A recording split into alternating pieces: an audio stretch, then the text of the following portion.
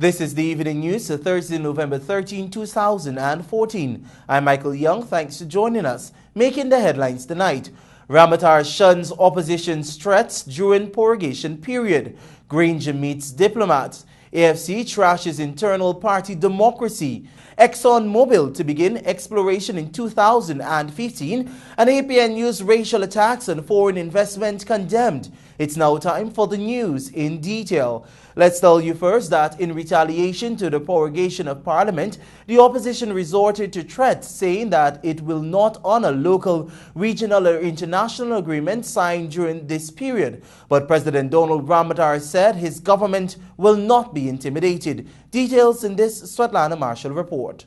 A Partnership for National Unity, APNU Shadow Finance Minister Carl Greenidge on Monday warned international agencies and foreign investors that the opposition would reopen any agreement signed with the government during the prorogation of Parliament.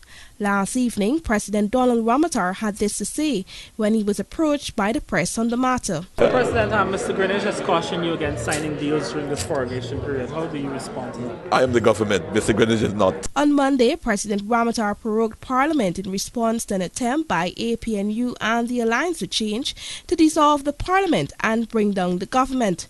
The President's decision was met with grave criticism. The prorogation was not done to as they're trying to say, that this is any kind of restriction in our democracy. Actually, it's very democratic because it's rooted in our Constitution. And what I did was completely within the law, within the Constitution. The President also made it clear that the People's Progressive Party Civic Administration is not afraid to go to the polls, debunking criticisms made. He explained that there is no doubt in his mind that the PPPC would win the next election, but explained that this current period is being used to resolve issues facing the country. What they were proposing was to close down the Parliament. What I did was extended the Parliament, prevented that from happening, to give an opportunity for us to meet and talk clearly on these matters. Failing that, of course, we won't have an option but going back to the polls. But I think it's important for us to try to give dialogue a chance. Svetlana Marshall reporting for the Evening News. Thanks, Svetlana. Opposition leader David Granger today met with several diplomats to make clear his party's position on the prorogation of the National Assembly. We're joined by Alexis Rodney. Members of the diplomatic community met today with Guyana's main opposition, the Partnership for National Unity. According to a release from APNU, it appeared as if the diplomats support an early resumption of the National Assembly. The meeting was attended by U.S. Charge d'Affaires Brian Hunt, Canadian High Commissioner Nicole Giles, Deputy British High Commissioner Jim Cousins, and European Union Ambassador Robert Kopicki. According to the release, the meeting was requested by the ABCE representatives. However, while the diplomats had their say, APNU again reaffirmed that there will be no extra parliamentary discussions with the executive. The coalition also indicated to the Foreign Service officers that they intend to embark on a series of measures dedicated to ensuring that Parliament is resumed. The Partnership for National Unity has already planned a mass rally at the Square of the Revolution tomorrow. For the Evening News, Alexis Rodney. Opposition leader David Granger today issued a call for the Chief of Staff of the Ghana Defence Force, Brigadier Mark Phillips, and Commissioner of Police, Silal Pasor, to prevent their members from engaging in any unlawful action against law-abiding citizens. This call comes in light of a series of lawful and peaceful pro-democracy protests planned by a Partnership for National Unity to raise public awareness on the implication of the President's prorogation of Parliament. Granger said officers and members of the Ghana Defence Force and the Ghana Police Force should not be swayed by perverse political directives aimed at provoking a disturbance of the peace or causing injury to innocent individuals. After postponing its late October biennial convention, the Alliance for Change on Wednesday confirmed that it is now making preparations for the event where its leaders and the office bearers are supposed to be elected. Details in this story. The Evening News has learned that AFC's Congress is being organized for December 6th after persistent inquiries with the current leadership of the party. Over the last few weeks, there has been discontent and dissatisfaction in certain quarters of the party following some of the decisions taken by its leader Kemraj Ramjatan and Vice Chairman Moses Nagamutu. Some of the party's MPs have also been engrossed in several conflict of interest, scandals and other matters which attracted widespread publicity in sections of the media. These scandals, the officials believe, have severely damaged the credibility of the micro party. Additionally, the decision by the AFC's top brass leadership to postpone its Congress following party's failure to table and move a no-confidence motion back in October has also not resonated well with the pro-democracy and grassroots members within its ranks. When contacted, the party's incumbent leader, Ramjatan, quickly said that December 6th is a definite date and all previous preparations that were made are still valid for the upcoming Congress. He explained, however, that this does not include the nominations for presidential and prime ministerial candidates owing to a nixed no-confidence motion against President Donald Ramotar-led PPPC administration. Royden James, reporting for the Evening News. While some headway has been made since the suspension of the U.S. $18 million contract, government is yet to find a new contractor to commence work on this specialty hospital. We're joined by Alexis Rodney. Cabinet Secretary Dr. Roger Luncheon made the disclosure yesterday in response to questions posed to him by the Evening News. He explained that government is currently engaged in discussions with stakeholders here. He noted that attempts will be made to approach the Exim Bank and the Indian government in seeking out a new contractor. The Exim Bank of India in 2012 provided the funding for the hospital. Construction of the US $18 million hospital was in early September of this year halted after government suspended the contract initially awarded to Surendra Engineering. Government said it had previously written the company about its concerns over the design and construction of the specialty hospital, which after completion will be able to offer medical services to gynaes with complicated conditions requiring surgeries ranging from heart operations and organ transplants to cosmetic surgeries. Government's concerns were related to the delayed milestones and inadequate accountability by SICL for public funds the company had received on signing the contract with the Ministry of Health. Government had also discovered that SICL's representative in Guyana had submitted a fraudulent document purporting to emanate from the Central Bank of Trinidad and Tobago. With that, among other conditions, government decided to pull the contract. For the Evening News, Alexis Rodney. One of the world's largest publicly traded international oil and gas companies will venture into the unexplored offshore waters of Guyana in search for its riches. Details in this report. Last evening marked the official opening of the ExxonMobil's subsidiary Esso Exploration and Production Guyana Limited. Sometime next year, a 750 feet long, 118 wide vessel will depart the Gulf of Mexico and position itself on Guyana's offshore waters, where ExxonMobil intends to dredge a well. This ship actually will sit right over the wellhead in whatever sea state we have, with 6 thrusters around the ship with enormous engines on those thrusters, which keep it positioned just where we want it with GPS. There's 210 people that will be residing on this vessel during the operations for the most part. The well will be drilled at a water depth of 1,750 meters in an area where a number of unknown possibilities lies. In the chance that things go very well for us, and this is a positive result, the next actions would be to go and appraise the discovery, to drill another well, and then begin the engineering it takes to build a very, very complex structure out to produce it. So the entire process from discovery to the point where we actually have oil flowing and to the surface is probably on the order of 7 or more years. The project is expected to cost some US $200 million and is expected to last for 10 years. ExxonMobil's policy ensures that no work is conducted unless it is done in an environmentally safe surrounding. Patrons were also guaranteed the strictest safety procedures throughout the project. Additionally, every staff was trained with basic first aid procedure, and contractors were encouraged to wear appropriate attire on the job. Some of the things we've done in Guyana above and beyond just the normal internal stuff is that we've already trained a fleet of drivers that we use. We put them through multi-day courses on driver education. You'll notice in our white cars driving around, we drive differently, so please don't honk at us. We're stopping at the stop signs and going the speed limit, that kind of stuff. For the Evening News, Alexis Rodney.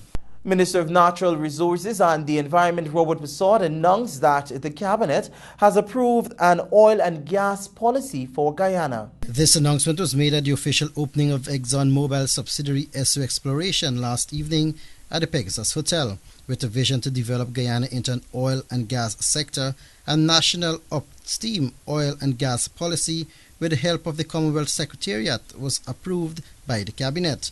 Minister Robert Persaud stated that international companies are increasingly showing interest to develop and produce in Guyana. Guyana's legal, regulatory and contractual framework is attractive for petroleum investors while simultaneously ensuring that there are maximum benefits accruing to the people of Guyana.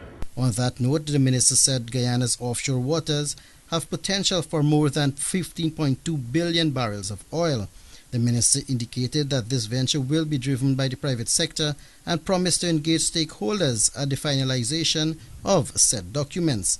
The vision of Guyana's upstream oil and gas sector is of a strong and vibrant and sustainable one, which is to ensure that it's private sector driven and to contribute to the socio-economic development of the country. Whilst the mission will be to facilitate the exploration for and the production of petroleum for associated industry development, regulate as well as monitor petroleum operations to ensure legislative compliance and encourage the application of best practices in petroleum and associated industry operations. In conclusion, the minister stated that Guyana is confident that companies such as ExxonMobil will view this policy as a foundation for an oil and gas sector with the nation. ExxonMobil will commence its operation next year in the 26,806 square kilometers of area offshore Guyana's water. Bishar Mohammed, Evening News. Join us after these messages when the Evening News continues.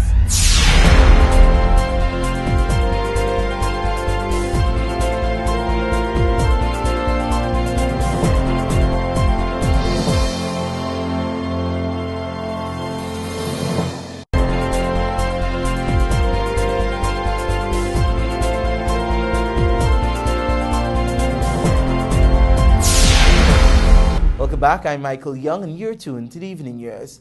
As Guyanese still settle into the idea of the National Assembly being prorogued or suspended for 6 months, the concern of what happened to the allegation that 3 opposition members of Parliament were bribed by the People's Progressive Party Civic is once again on the front burner, as we hear in this report. AFC's leader, Kemaraj Ramjatan, in September had told the media that his party had been reliably informed that the PPPC was trying to bribe 3 opposition parliamentarians with $30 million each in order to defeat the no-confidence motion. Subsequently, he insisted that he was not referring to any of the 7 sitting parliamentarians representing the AFC in the 65-seat legislature.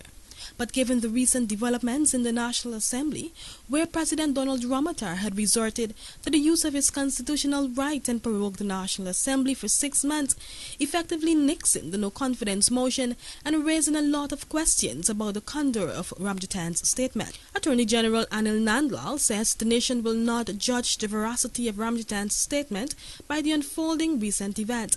The AG explained that at this point he is unsure whether any serious-minded person will take what is said by the AFC leader.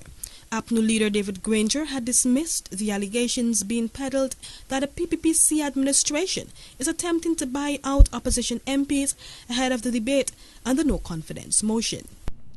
The Alliance for Change today said that the prorogation of the country's legislative body for the 6 months period would have a serious impact on the country's budget for 2015. In such a case, the party said government will find itself in a fix.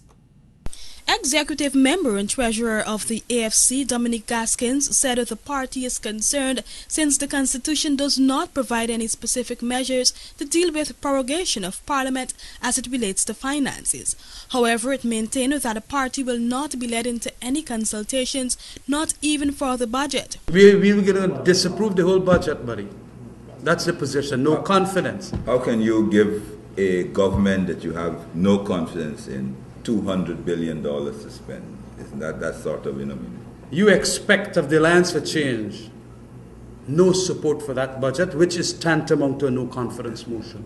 Gaskin said that while there is a section within the Constitution which gives provision for the dissolution of Parliament and how public spending is handled during that period, there is nothing on prorogation. Right now, they can spend what has been appropriated for 2014.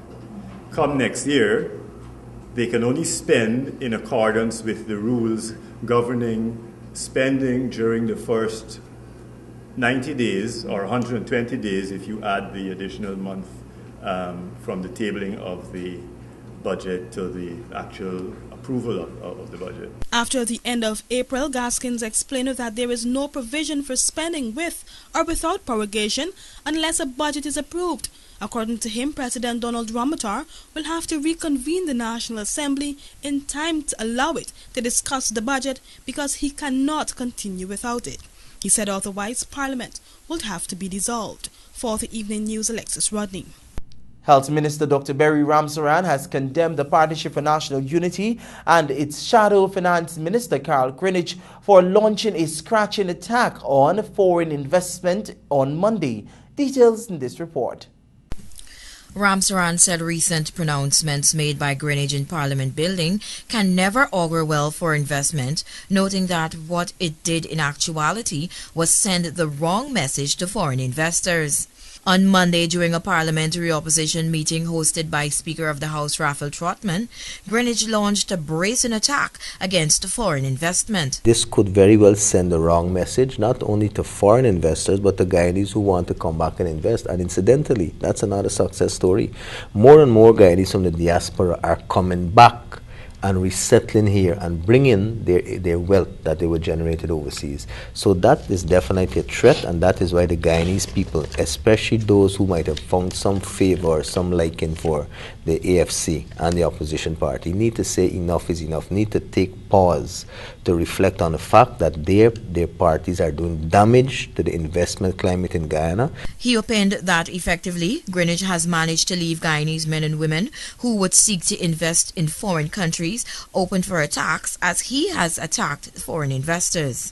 While you must accept that foreigners can come to Guyana to invest, like we go to Brazil, like we go to other countries, it must be done within a certain framework. And the unfortunate xenophobic approach outburst by Greenidge can also be sending the wrong signal. What about Guyanese who go to Brazil, Guyanese who go to Suriname, Guyanese who go to Trinidad, Guyanese who go to America, Guyanese who go to the islands and open roti shops? Yes. And such things. Meanwhile, Presidential Advisor on Governance Gail Teixeira has described statements made by senior political opposition members as dangerous and counterproductive, particularly with regard to potential future investors. Teixeira contended that it is racial and the Constitution prohibits discrimination. It was important to note that a threat was deliberately made against foreign investors, especially any potential investment that may arise during the period of prorogation, she also emphasized. For the Evening News, Samantha Lane. In this report, we hear that while government is desperately trying to address the issue of squatting, there are some officials who are encouraging the illegal activity by taking bribes. Government on Wednesday raised concerns over an alarming practice which is seeing officials accepting bribes for land from squatters at various locations across the country. This was announced by Cabinet Secretary Dr. Roger Luncheon, who noted that the ruling administration has been trying tirelessly to secure the removal of increasing amount of squatters, but some officials are working against these efforts by encouraging the illegal activity. This was a contention that was raised at Cabinet. And the Cabinet resolved to promote further interventions. Cabinet recognized that the regularization of squatter settlements indeed has had some vicarious impact on squatting. There was an expectation You squat today and you regularize tomorrow. And as I said, vicariously promoted squatting. Dr. Luncheon further mentioned that the Lands and Surveys Commission got cabinet support for the establishment of an enforcement unit. He added that with such a unit in place, it is expected that the necessary laws are enforced in order for the unit to effectively rid the country of this scourge. The Cabinet Secretary went on to say that with so many house lots being distributed, it continues to boggle the minds of Cabinet members as to how it is possible for such a large amount of squatters to exist. What is going on? Is this some untoward consequence of getting house lots easily, and so you squat, and as I said, today squat, tomorrow you get a settlement and you get regularized, and so everybody knows how you get a second property or your third property? I don't know, but it has generated the attention that it needs right now. Nevertheless, he remained adamant that squatting activities will not be encouraged by government. Back in 2010, some 235,000 house lots were distributed to persons who were squatting in various parts of the country. Reporting for the Evening News, Vanu Manikchan. This is the Evening News. Join us on the other side of the break for more.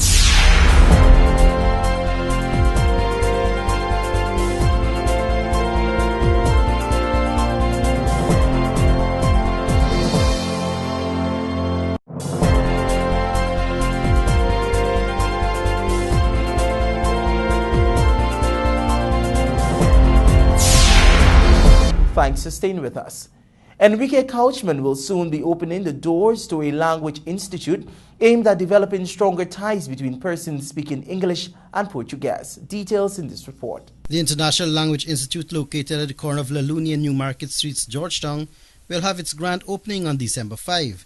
The school will target a younger population of Guyanese and Brazilian students to teach them Portuguese and English respectively. However, it is not limited to those groups. We will be having Portuguese, particularly for Guyanese children, all ages, adults too, but the focus will be more for children. English for Brazilian children, because there are a lot of Brazilian children not in school because they don't master the English language, Spanish, and more. But with a different concept, we want to make it a very pleasant atmosphere where children actually look forward to coming back. Owner Enrique Couchman assured that the school has no relation with the Ministry of Education's initiative to implement Portuguese in all high schools in Guyana. Couchman wants to provide his students with a worthwhile and high-standard experience and envisions the school offering more than just learning a new language. The focus is going to be language, Portuguese and English. I think Portuguese, and mainly children, as I said. The adults have been asking me, oh, what about us? Okay, we'll be having that too, but as I said, the focus is on children. We want to have other activities like dancing and karate and judo, anything that children connect to, because I think we're always, as adults and parents, we're always saying that children are on their gadgets and, it's always Facebook and internet and all that. And I always ask myself, what are the other options that we find for them? While the school will officially be opened on December 5, Couchman stated operations will commence until 2015. Isha Mohammed, Evening News. The Georgetown Public Hospital held a small education corner today at the hospital to educate patients on the dangers of diabetes and how the disease can be fought. The education corner was coordinated by the diabetes educator and nutritionist Dilsma Lambert. She said that the corner is a small way of making persons more aware of the disease and ensuring that they are taking the right preventative measures to also ensure that they do not become diabetic. The hospital will be continuing the educational corners every Wednesday for the rest of the month as it aims to decrease the number of diabetic cases reported around Guyana. And now we hear that the monthly report on the data entry verification project for the National Insurance Scheme has revealed that the computerization of all outstanding data entry of contribution records have been completed. However, a disturbing discovery was made. At this week's post-cabinet briefing on Wednesday, Cabinet Secretary Dr. Roger Luncheon pointed out that contribution records that were not entered into the NIS database have caused the scheme to come under fire from contributors who cannot access their contributions. However, he noted that at the end of October, all such records were entered into the database under the Data Entry Verification Project. The Cabinet Secretary added that the project also revealed that close to 2 million contribution records needs to be verified. We have the rest of November and the whole of December, plus or minus the Christmas season, to have those less than 2 million verifications completed. A specific category was drawn to Cabinet's attention again, and that dealt with contributors who, for various reasons, are unidentified or not identifiable. Dr. Luncheon explained that personal information given by employers when submitting contributions for their employees are lacking. This, he disclosed, has resulted in the scheme probably having millions of dollars for thousands of contributors who are unidentifiable. It is a matter that has gripped the attention of board and management of the scheme, and Cabinet, notwithstanding its comfort with the status of the project at end October, is still a bit disconcerted and unclear how the matching of the unidentified contributors with already collected contributions would be done, hopefully before 31st of December 2014. The NIS Data Entry Verification Project was launched in June 2014 and is set to end on December 31st. Reporting for the Evening News, Vanu Manikchan. Your regional and international news are next. Do stay with us.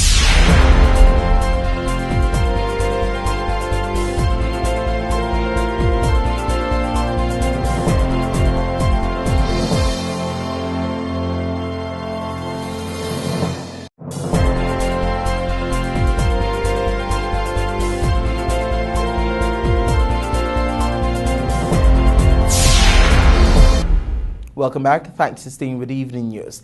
Together, let's take a look at your regional and international news this evening.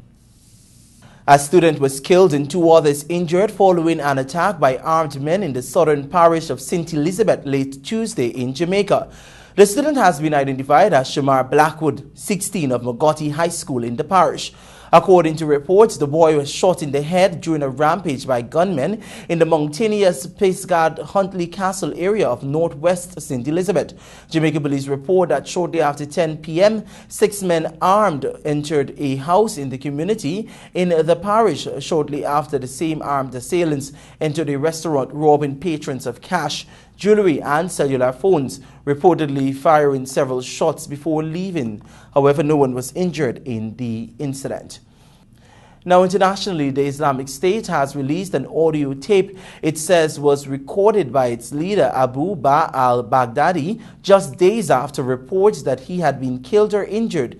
In the recording released via social media, the speaker says the IS fighters will never stop fighting even if one soldier remains.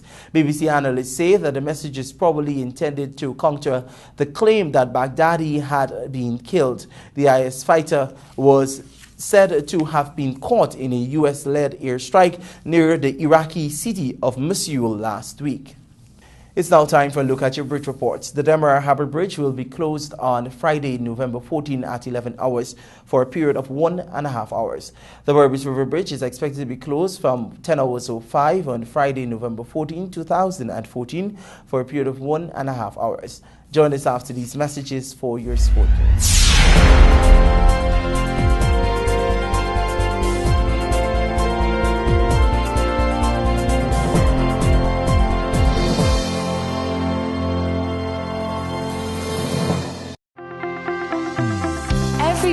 presents a few more challenges. Keeping your business running shouldn't be one of them.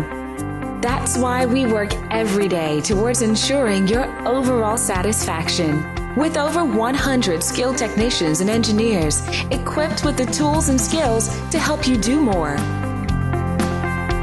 With the largest parts inventory in Guyana, over 10,000 line items readily available. Driven by your success is not just a set of words to us. It is a code by which we live. That is why we are proud to say that we are Victory!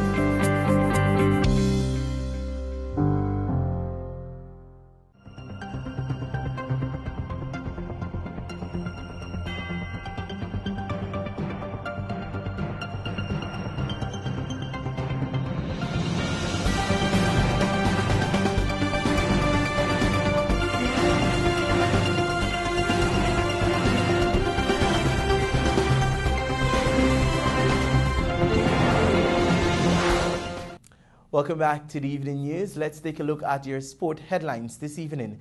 Dinesh Ramdin retained as captain for Tests in South Africa. WICB Professional Cricket League 4-day franchise tournament bowls off tomorrow. Clive Atwell lost IBF and WBO Asia Pacific Featherweight titles. And Rohit Sharma hits record-breaking 264 against Sri Lanka. The news comes to you with the kind compliments of Macorp. Every day presents a few more challenges. Keeping your business running shouldn't be one of them. That's why we work every day towards ensuring your overall satisfaction. With over 100 skilled technicians and engineers equipped with the tools and skills to help you do more. With the largest parts inventory in Guyana, over 10,000 line items readily available. Driven by your success is not just a set of words to us. It is a code by which we live. That is why we are proud to say that we are Victory!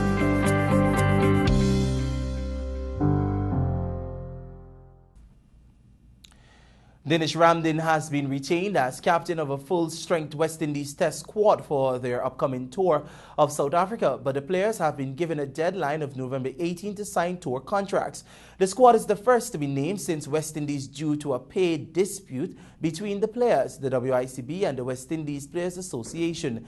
The three tests are scheduled for Centurion, Port Elizabeth and Cape Town for December 17 through January 6. The West Indies squad is due to depart the Caribbean on November 30, but the WICB said in a statement that the tour contracts still had to be signed. The test squad reads Dinesh Ramdin as captain, Suleiman Ben, Jermaine Blackwood, Craig Braffett, Darren Bravo, Shivnarine Chandrapal, Sheldon Cottrell, Shannon Gabriel, Chris Gale, Jason Holder, Leon Johnson, Kimar Roach, Marlon Samuels, Jerome Taylor, and Chadwick Walton. The inaugural West Indies Cricket Board WICB Professional Cricket League 4-day franchise tournament starts tomorrow with 3 matches, and the Ghana team will be hoping that the home advantage will provide the impetus for them to lift their performance after years of mediocrity. Rajiv Bisnot reports. The home team will clash with the Leeward Islands at the Guyana National Stadium. It is hoped that Guyana's standard will be lifted with the presence of Shiv Chandrapal, and Captain Leon Johnson and his team will view Chandrapal's availability as welcome news.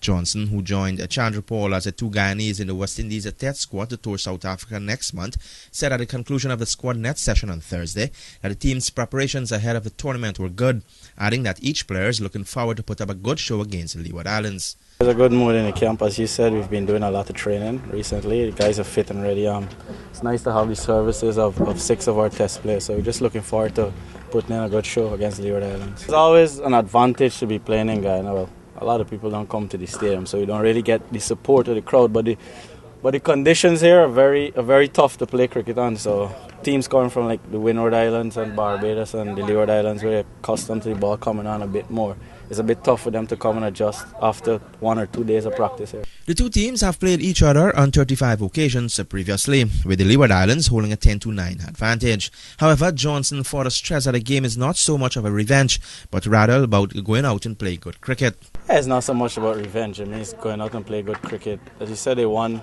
won the last game. I thought they played well. We set ourselves up, put ourselves in a position to win the game, but we didn't come out on top. But having said that, they haven't played a game in Guyana for 6 years, so we're looking to take advantage of that. And they come with a relatively young team, without the likes of Kyron Powell and the Tinito Willis have been playing a lot of cricket for them, so we're looking to take advantage of that. Guyana full squad reads Leon Johnson, captain, Asad Fudderdin, vice-captain, Rajendra Chandrekar, Shiv Chandrapal, Narsingh Devanarayan, Raymond Reefer, Anthony Bramble, Christopher Barnwell, Versami Pramal, Devendra Bishu, Ransford Beaton, Vishal Singh and Trevon Griffith. The game started at 10 hours and admission to the venue is free.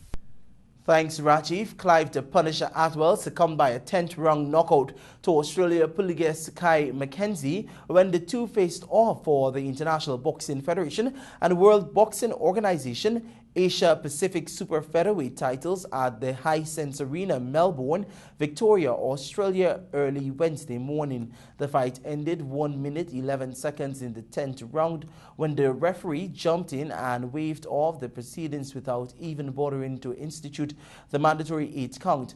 Atwell record dips to 12 wins with 2 losses and 1 draw. McKenzie retains the unbeaten streak of 13 fights, 11 of them finished inside the distance. Rohit Sharma created history with the highest individual score in a one-day international, 264, as India beat Sri Lanka by 153 runs to go 4-0 up in the 5-match series. Sharma's 173 ball innings included 9 sixes and 33 fours as India reached 404 for 5 in Calcutta on Thursday.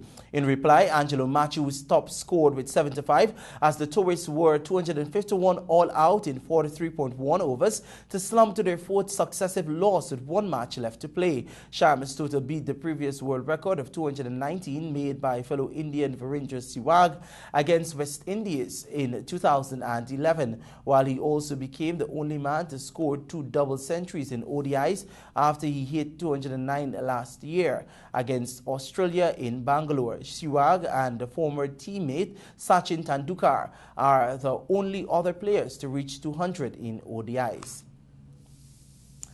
And that has brought us to the end of the evening news for today, Thursday, November 13, 2014. Please remember to get a copy of tomorrow's edition of the Ghana Times for details of these stories and others. I'm Michael Young. Thank you very much for joining us. Be well.